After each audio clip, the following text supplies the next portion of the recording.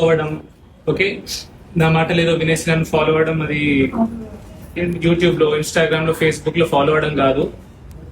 Okay, చెప్పే మాటలు ఏమన్నా మీకు కరెక్ట్ అనిపిస్తుంది చేసే ప్రయత్నం కూడా చేయండి దయచేసి. మన పిల్లల ఆరోగ్యం పాడవడానికి మెయిన్ కారణం ఎవరు? ఎవరి వల్ల మన పిల్లల ఆరోగ్యం పాడైపోతుంది? మన వల్ల, మన తల్లిదండ్రుల వల్లే మన పిల్లల ఆరోగ్యం పాడైపోతుంది. ఎందుకు? మనం ఏం తినిపిస్తున్నాం పిల్లలకి? క్రానిక్ గా రిఫైన్డ్ ఆయిల్ వాడుతున్నాం. రిఫైన్డ్ ఆయిల్, ప్యాకెట్ నూనె లేదా డబ్బా నూనె, రిఫైన్డ్ ఆయిల్ ఉంటుందో అది వాడుతున్నాం. క్రానిక్ గా రిఫైన్డ్ ఆయిల్ వాడితే ఏమవుతుందో, ఎటువంటి రోగాలు వస్తాయో. మీరు అందరు స్మార్ట్ ఉన్నారు ఇక్కడ, స్మార్ట్ ఫోన్లే అందరు, స్మార్ట్ ఫోన్లు ఉన్నాయి అందరి దగ్గర. స్మార్ట్ ఫోన్లు ఉన్నాయి కాబట్టి స్మార్ట్ మనుషులు స్మార్ట్ ఫోన్లు స్మార్ట్ గా వాడండి. సెర్చ్ చేయండి chronic usage of refined oil ఏమైతుంది.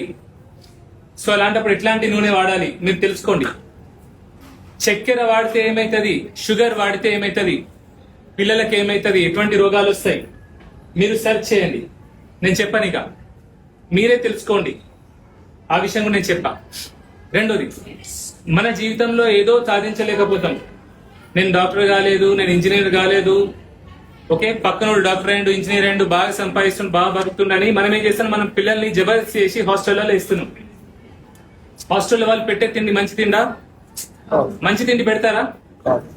10 రూపాయలు వాళ్ళ తప్పు కాదు. ఎవరు కూడా బిజినెస్ చేసేది 10 రూపాయలు సంపాదించడం కోసం పెడతారు, చేస్తారు అంత, అవునా?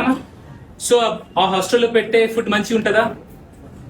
టేస్ట్ మనం ఒక్కరోజు వెళ్తాం పేరెంట్స్ కలిసి, ఆ రోజు తింటాం, టేస్ట్ బాగుంది కదా ఆలోచిస్తాం. కానీ వాళ్ళు వాడే నూనె ఏముంటది? నేను స్కూల్ వాళ్ళని, హాస్టల్ యాజమాన్యం తప్పు పెట్టలేదు, పడతలేను, మన తప్పు అది, పేరెంట్స్ తప్పు. ఎందుకు పంపిస్తున్నాం మనం పిల్లల్ని హాస్టల్లకి? చదువులకి. ఎందుకు చదవాలి పిల్లలు? మనకు నచ్చినట్టుగా పిల్లలు ఎందుకు చదవాలి? ఇంజనీర్లు కావడానికి, డాక్టర్లు కావడానికి. ఇవాళ ఇంజనీర్లు ఏం చేస్తున్నారండి? ఏం చేస్తున్నారు? ఎంతమంది ఇంజనీర్ పిల్లలు లేరు మీ పెద్దవాళ్ళకి తెలుసు, బట్టి ఖాళీగా ఉంటున్నారు. ఇక ఏఐ వచ్చిన తర్వాత అసలు పనులు ఏమి దొరకలేవు, ఉద్యోగాలు ఊడిపోతున్నాయి. మనం పొలాలు అమ్మేసి, ఆస్తులు అమ్మేసి, బంగారం కుదబెట్టి మనం ఇంజనీరింగ్ చేస్తున్నాం. అక్కడికి ఏం చేయలేకపోతున్నారు వాళ్ళు.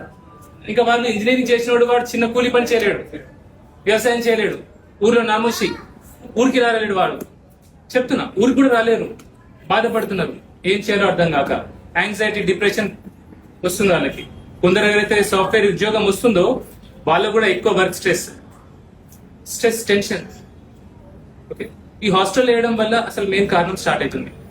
హాస్టల్ వేయడం వల్ల సరిగ్గా తిండి దొరకలేదు. ఆ తిండి దొరకకపోవడం వల్ల 20 ఏళ్ళకి 30 ఏళ్ళకి బీపీ, షుగర్లు వస్తున్నాయి వాళ్ళకి, పక్షవాతాలు వస్తాయి. మీరు సాఫ్ట్వేర్ ఇంజనీర్స్ నా దగ్గర ఇంతమంది వస్తారు. Anxiety, depression, BP, sugar. ఎందుకు? ఈ హాస్టల్ ఫుడ్ వల్ల, ఈ స్ట్రెస్ వల్ల. ఎందుకండి? మనకేం కావాలి? మన పిల్లలు గొప్ప వాళ్ళు కావాలి. మంచి వాళ్ళు అయినరా లేదా మనకు అవసరం లేదు. గొప్ప వాళ్ళు అవడం ఇంపార్టెంటా, మంచివాడు అవడం ఇంపార్టెంటా? నిజం చెప్పండి అమ్మా, ఇది మరి మంచి వాళ్ళు ఎట్లయితారు?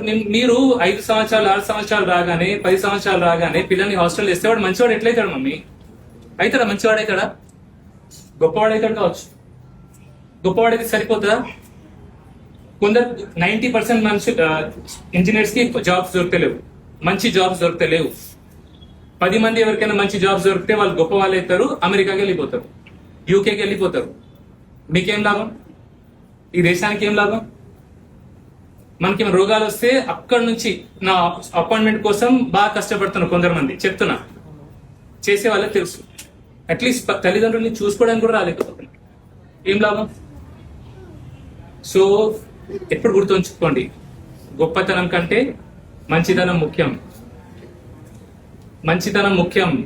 ఎందుకంటే ఖాళీ చేతులతో వచ్చిన మనం, ఇవే ఖాళీ చేతులు.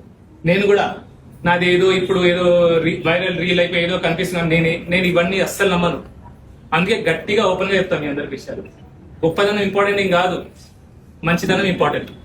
సో మీ పిల్లల్ని మంచి వాళ్ళని చేస్తే మీకు పనికి వస్తారు. ఫస్ట్ మీకు పనికి రాని పిల్లలు ఎందుకు మీకు పనికి వస్తారు? సమాజానికి పనికి వస్తారు, దేశానికి పనికి వస్తారు, అవునా? సో ఈ మాటలు విని ఎవరైనా సరే మీ పిల్లల్ని చదువుకోవడానికి ఇబ్బంది పెట్టకండి ప్లీజ్. చదువుకో, జబర్దస్తి చేసి వాడు ఏడుస్తూ ఉంటాడు. బట్ హీరో చేయాలనిపిస్తుంది, చేయనండి కదా. మీరు ఇంజనీర్ కాలేదు, మీరు డాక్టర్ కాలేదు, వాడు ఇంజనీర్ డాక్టర్ కావాలా? నేను చెప్పే మాటలు బాగా కష్టంగా అనిపిస్తుంది మీకు, నాకు అర్థమవుతుంది, కానీ ఇది నిజం, వాస్తవం.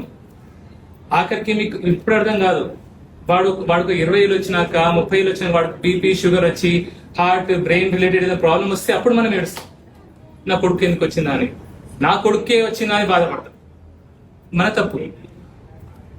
సో ఇది very very serious topic, please understand. అర్థం చేసుకునే ప్రయత్నం చేయండి. మీకు ఎవరికైనా బాధ అయితే ఐఎమ్ సారీ. ఇంకో విషయం, ఈ నెల మే 15వ తారీఖు నాడు నా లాస్ట్ వర్కింగ్ డే. ఈ నెలకి నేను విదేశాలకు వెళ్తున్నాను. ఓకే, నాకు కూడా బాగా మెంటల్ స్ట్రెస్ అయిపోయింది, బాడీ బాగా అలసిపోయింది. ఓకే, సో మే 15 ఈ నెల తర్వాత ఎవరు కూడా హాస్పిటల్కి నా కోసం రాకండి, అపాయింట్మెంట్ తీసుకోకుండా అసలుకి రాకండి. నేను ఎప్పుడు తిరిగి వస్తానో నాకు తెలియదు, ఇప్పుడు ఫిక్స్ లేదు, ఎందుకంటే నాకు బాగా మెంటల్ స్ట్రెస్ ఉంది. ఓకే, సో ఎప్పుడు వస్తానో నేను మళ్ళీ వీడియో ద్వారాను ఏదో మాధ్యమం ద్వారా social media Instagram Facebook YouTube ద్వారా నేను చెప్తాను. అప్పుడు ఆ రోజు అప్పుడే ఓకే మీరు రండి, ఎందుకంటే బాగా స్ట్రెస్ అయిపోయింది బాబు, ఎందుకంటే సమాజంలో మంచి చెప్పడం మంచి చేయడం కూడా కష్టం అయిపోయింది.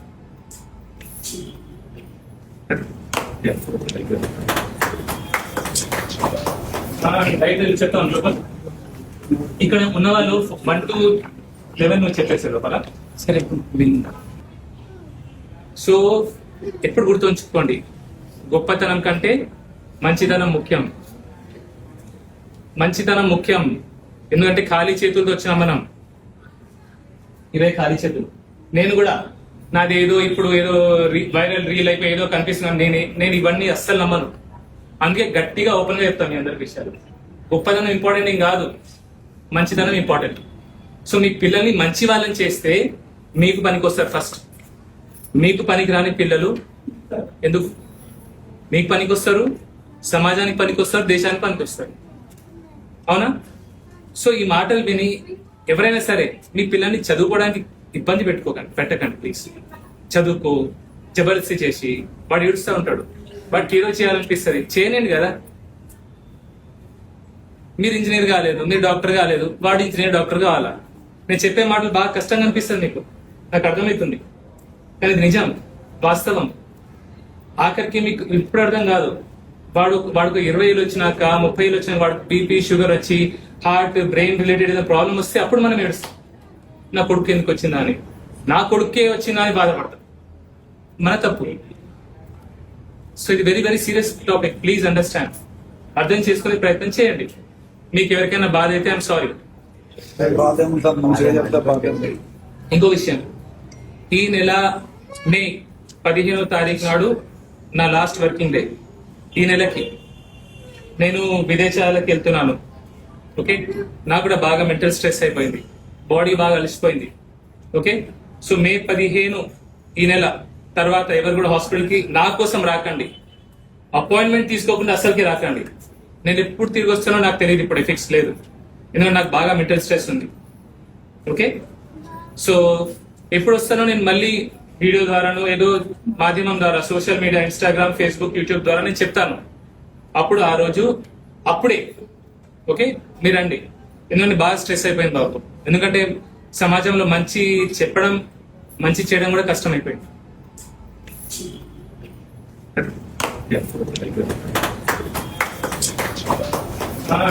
చెప్తాను లోపల ఇక్కడ ఉన్న వాళ్ళు 1 to 11 నువ్వు చెప్పేసారు లోపల. సరే,